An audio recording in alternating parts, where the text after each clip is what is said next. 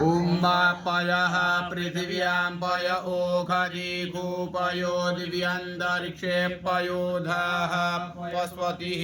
प्रदिशः शान्तु मह्यम् समेतु ते विश्वतः सोम वृष्ण्यं भवावाजस्य संगते ओम वा आपो हिष्टामयो भुवस्तान ऊर्जे दधातनन्महेरणाय चक्षसे दधिक्राम्णो अकारिकान्निष्णो रसस्य बाजिनः सुरभिनो मुखा आयुगुखितारिखत दधि स्नानं समर्पयामि दधि स्नानान् ते शुद्धोदक जलं समर्पयामि शुद्धाङ्गाचमनीयं जलं समर्पयामि शुद्धवालः सर्वशुद्धवालो मणिपालस्तास्मिनः शीतः शीताक्षोरुडस्ते रुद्राय पशुपतये कर्णाय मा अवलिप्ता नभोरूपाः पाजन्याः